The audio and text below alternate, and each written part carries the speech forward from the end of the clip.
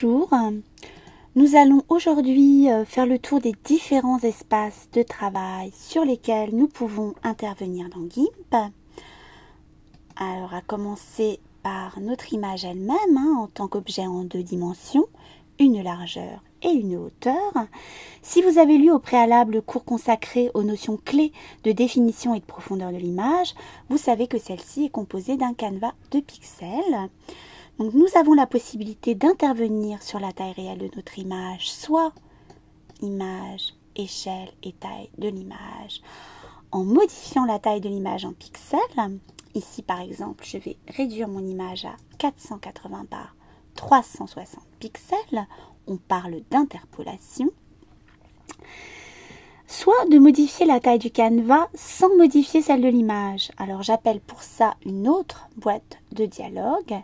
Image, taille du canevas, et je vais par exemple ajouter 20 pixels dans la largeur et 20 pixels dans la hauteur.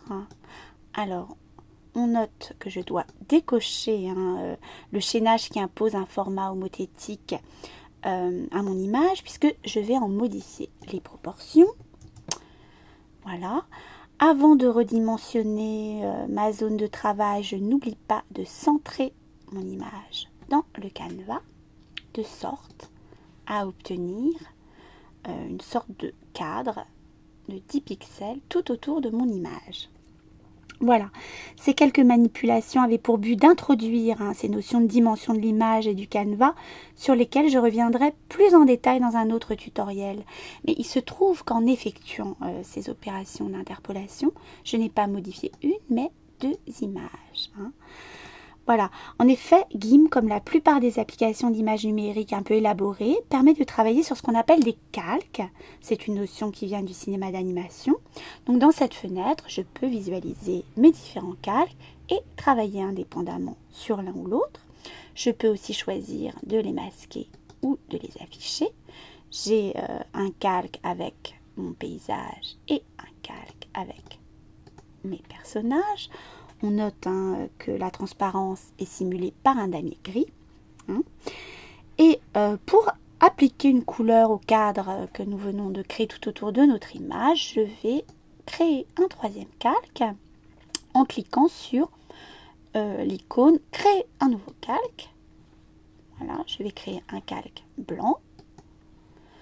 Et puisque par défaut, un nouveau calque se place toujours au-dessus du dernier calque sélectionné, je vais cliquer, déplacer mon calque pour le mettre à l'arrière-plan. Voilà. Depuis cette même fenêtre, je peux accéder à d'autres espaces de travail, à commencer par l'espace des couleurs, qui me permet de visualiser séparément les différentes couches. On parle aussi de canaux de mon image, en les masquant ou en les affichant. Alors ici notre image est en mode RVB, rouge, vert, bleu, c'est-à-dire que j'ai une couche de 256 niveaux de rouge, une couche de 256 niveaux de vert et une couche de 256 niveaux de bleu. J'ai également une couche de 256 niveaux de transparence. On parle de couche alpha. Donc là encore, si vous avez bien étudié la notion de profondeur d'image, vous en aurez déduit que notre image a une profondeur de 32 bits, 8 bits par couche. Le mode RVB est un mode où l'addition des 3 couleurs donne du blanc. On parle de couleurs en synthèse additive. C'est un mode colorimétrique qui permet d'afficher toutes les couleurs perceptibles par l'œil humain.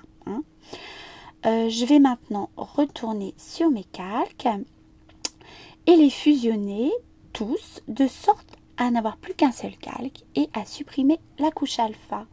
On appelle cette opération aplatir l'image. Voilà. Je n'ai désormais qu'un seul calque et si je vais dans mes couches, je n'ai plus de couche alpha.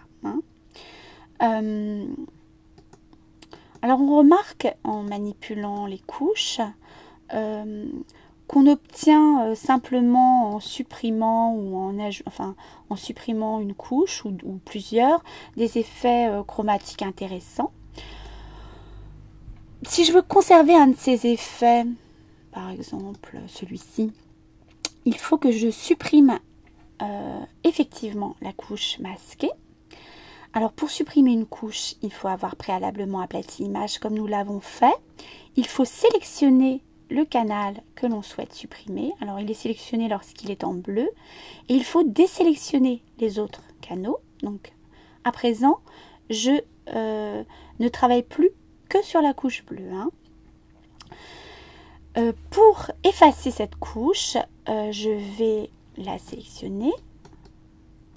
Et je vais la supprimer. Alors, il faut bien veiller à ce que la couleur d'arrière-plan soit noire, qui correspond dans les couches à aucune couleur.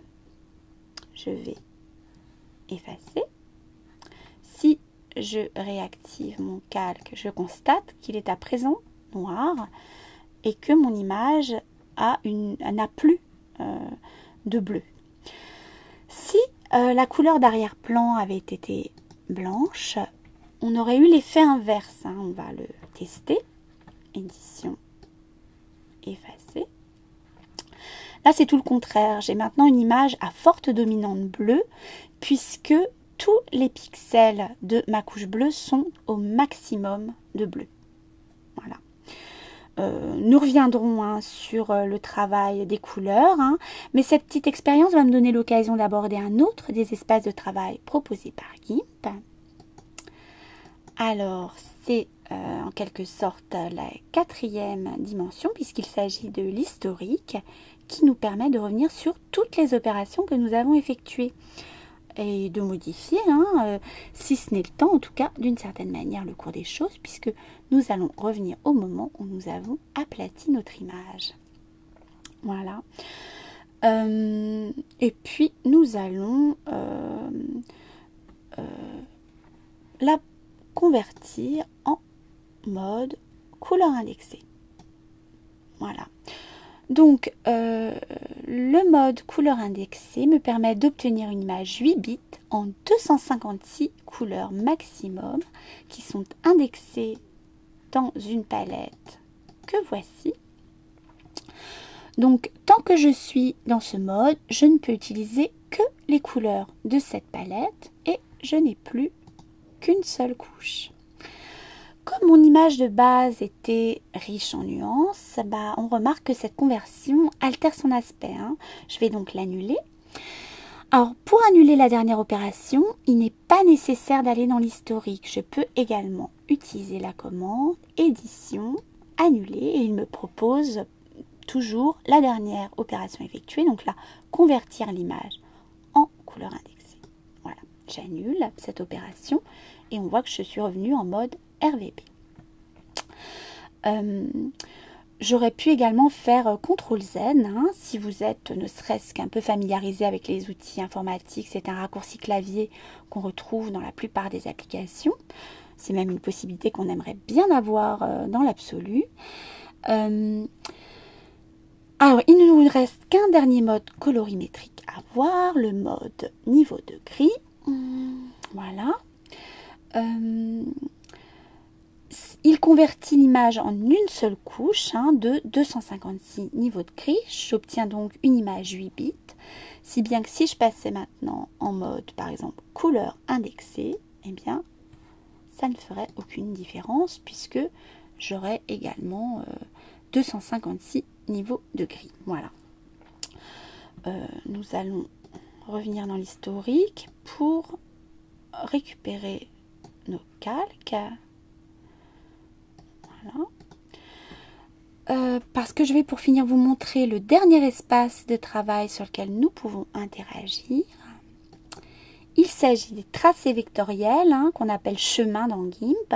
Donc, comme je vous l'expliquais dans le cours consacré aux notions clés d'images matricielles et vectorielles, les applications d'images matricielles intègrent parfois un outil de tracé vectoriel. C'est celui-ci qui permet d'effectuer des tracés avec des courbes de Bézier. Alors là, vous voyez qu'au fur et à mesure que je trace, mon tracé s'enregistre dans la boîte de dialogue des tracés.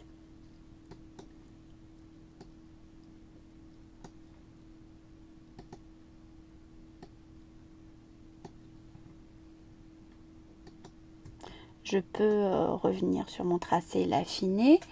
Alors ce sont des notions que nous verrons plus en détail une autre fois, mais pour que vous ayez une idée des possibilités offertes par les tracés, nous allons par exemple effectuer une sélection par exemple elliptique.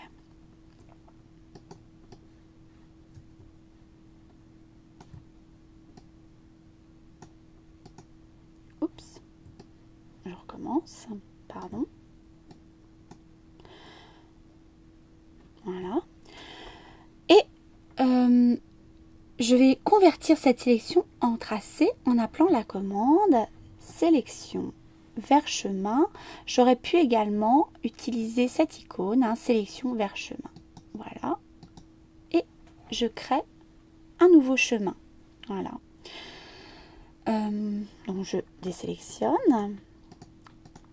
Mais désormais, chaque fois que j'aurai besoin d'utiliser cette sélection ou celle-ci, il me suffira de sélectionner le tracé, de faire chemin vers sélection. Voilà, par exemple ici, j'ai la sélection de mon feuillage et ici, j'ai la sélection de mon rond. Voilà. Eh bien, je vais en profiter pour vous montrer une dernière petite chose. Voilà. Je vais créer un nouveau calque. Alors, transparent, cette fois-ci. Et je vais remplir ma sélection avec du blanc. Ah, pourquoi est-ce que ça ne fonctionne pas? Ah oui, je sais. Alors, quand on a travaillé un peu sur les canaux, il faut veiller par la suite, lorsqu'on travaille sur les calques, à ce que tous les canaux soient actifs. Voilà, donc à présent, je vais pouvoir remplir ma sélection. Et je vais régler le niveau de mon calque à 50, ou peut-être moins, peut-être 40. Je vais remplir à la main. 40 d'opacité. Voilà. Bon, eh bien, c'est tout pour aujourd'hui. Je trouve que c'était déjà bien dense. Alors, les notions que nous avons abordées peuvent vous paraître complexes, mais rassurez-vous, parce que nous allons les approfondir par la suite. Je voulais juste que vous ayez quelques bases, notamment pour comprendre les spécificités des différents formats dans lesquels on peut sauvegarder une image. Alors,